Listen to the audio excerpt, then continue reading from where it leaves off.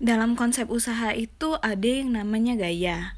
Di sini apakah kalian tahu apa itu gaya? Tapi gaya yang dimaksud bukan gaya-gayaan kita dalam sehari-hari ya.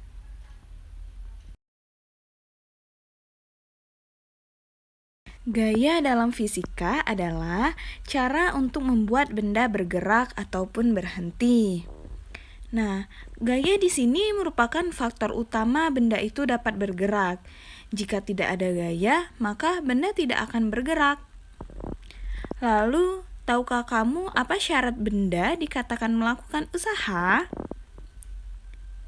Jadi, suatu benda melakukan usaha itu memiliki dua syarat. Yang pertama, gaya yang diberikan pada benda harus menyebabkan benda tersebut berpindah posisi. Yang kedua, gaya yang diberikan harus searah terhadap arah perpindahan benda tersebut.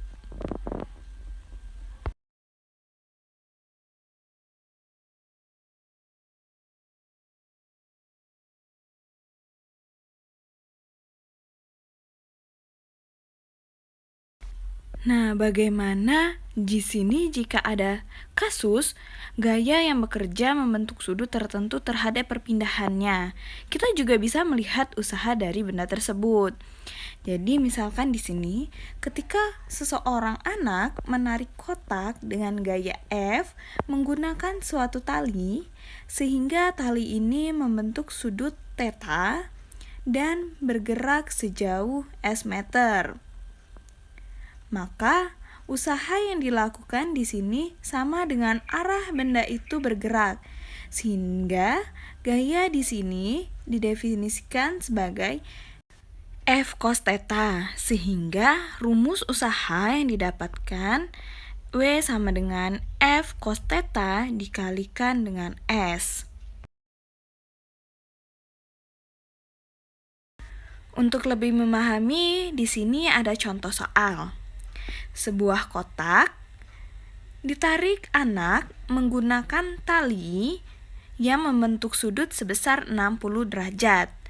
Berapakah usaha yang dilakukan anak jika gaya yang diberikan pada benda tersebut sebesar 22 Newton dan kotak tersebut berpindah sejauh 3 meter? Sebelumnya kita harus menulis apa yang diketahui. Di sini gaya sebesar 22 Newton dengan theta 60 derajat dan jarak 3 meter. Maka kita masukkan rumus W sama dengan F dikali S dikali cos theta. Dengan F sebesar 22 Newton dikali 3 meter dikali cos 60 derajat. Maka hasilnya 66 Newton meter dikalikan dengan setengah. Maka didapatkan sebesar 33 Newton meter. Nah, di sini Newton meter itu setara dengan Joule.